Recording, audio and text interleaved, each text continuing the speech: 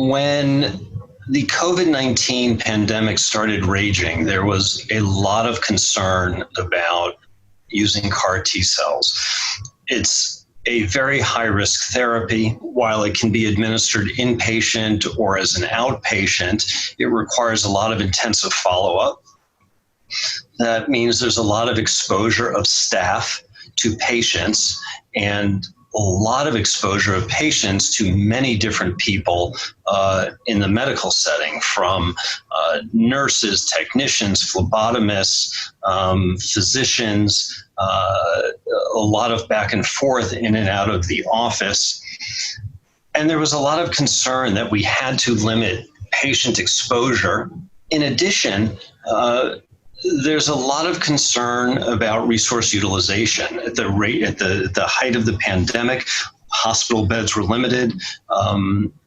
Perhaps up to 25% of patients who get CAR T cells may need ICU level care, and certainly ICU beds and ventilators were a very limited resource.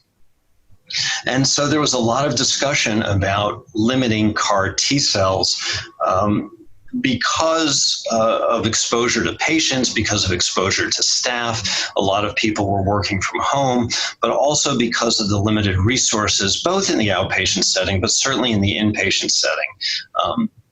Even those patients who would get CAR T cells as an outpatient may need to be admitted and may need inpatient services as well as ICU level services, ventilator care, et cetera. That said, many of the patients who are appropriate for CAR T cells, at least in the current environment, are patients who have incurable diseases. These are patients who have largely exhausted most conventional treatment options.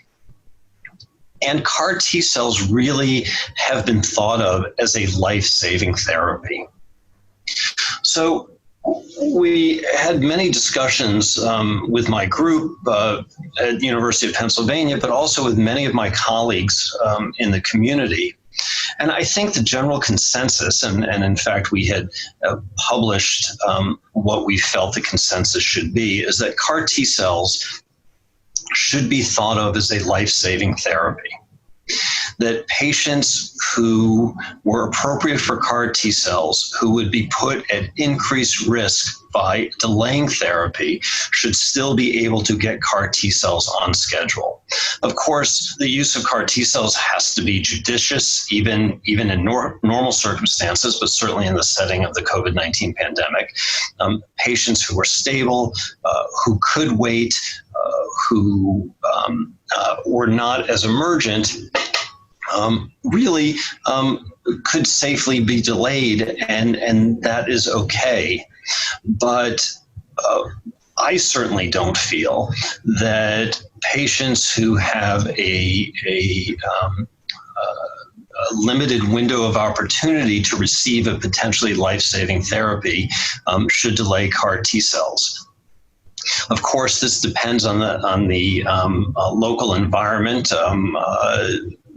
If there was a setting when, in fact, there were no hospital beds and there were no potential ventilators, patients should be delayed. We shouldn't be giving CAR T cells if we didn't have the ability to manage them and care for them afterwards.